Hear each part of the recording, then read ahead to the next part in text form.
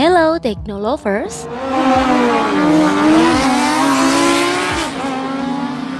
Menjalankan motor pada umumnya terlihat gampang-gampang saja. Namun apakah sama saat kita mengendarai tunggangannya para pembalap? Sudah jelas berbeda dong ya. Dari dimensi, mesin, dan semua komponen penyusun motor saja sudah jauh berbeda. Nah, kali ini yuk kita ketahui bersama cara mengoperasikan motor MotoGP. Namun sebelum lanjut, klik subscribe dan nyalakan bel notifikasimu dulu agar kamu tak ketinggalan updatean terbaru dari teknologi populer. Bagaimana cara menjalankan motor MotoGP? Membahas soal MotoGP memang selalu menarik ya. Penggemar olahraga ini cukup fanatik loh. Namun tahukah kamu, ternyata nggak semua pencinta MotoGP tahu cara menyalakan motor MotoGP. Namun salah satu cara untuk menjalankan motor MotoGP adalah menggunakan mesin starter yang ditempelkan ke roda belakang motor. Cara ini disebut juga roller starter. Alat ini berbentuk sebuah roda yang berputar dan ditempelkan ke roda belakang motor MotoGP. Roda belakang motor dinaikkan ke atas roller starter dalam keadaan masuk gigi dan kopling ditekan. Kemudian saat roller starter hidup dan menggerakkan roda belakang, kopling dibuka agar mesin motor menyala.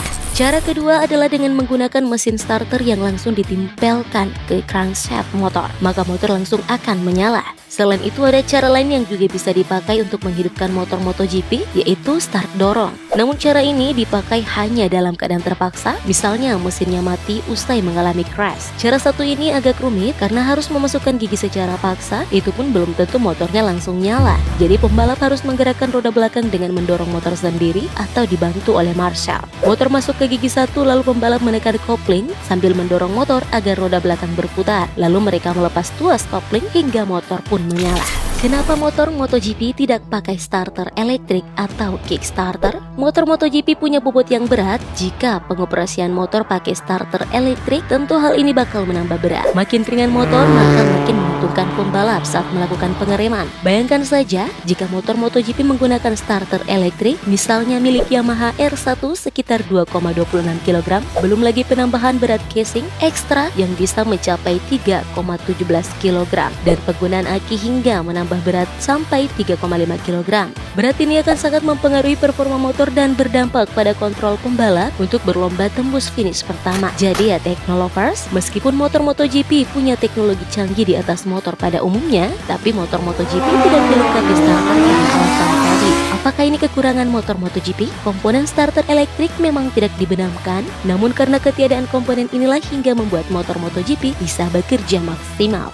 Lalu bagaimana mengoperasikan sistem pengereman? Skill mengendalikan motor balap dalam ajang MotoGP menjadi salah satu penentu bagi pembalap dan menyabet gelar juara. Nah, kalau pembalap lagi ngegas-ngegasnya nih ya, ataupun tuas gas dipelintir sambil pindah gigi, pastinya akan terasa roda depan terangkat. Jika sudah begitu, pembalap tinggal menginjak rem belakang untuk menghilangkan efek roda depan terangkat. Adapun kebutuhan kopling itu hanya digunakan saat start saja, sebab motor MotoGP dilengkapi sistem gearbox seamless yang perpindahannya tak menuntut penggunaan kopling konvensional. Dan pastinya proses pengereman motor MotoGP tidak seperti motor harian. Banyak banget alat yang dibutuhkan. Pembalap harus menurunkan tuas akselerasi terlebih dulu, seraya menekan tuas rem. Jika pembalap menginginkan motor bisa menikung lebih baik saat cornering, maka harus injak pedal rem belakang agar motor MotoGP bisa diajak berbelok. Berikut ini video yang diunggah di kanal YouTube tim Pramac Racing yang menampilkan Danilo Petrucci beraksi dengan mengerem dan membuka gas di saat yang tepat. Rumit juga ya mengoperasikan motor MotoGP, harus punya skill tinggi nih biar bisa melaju kayak para pembalap handal.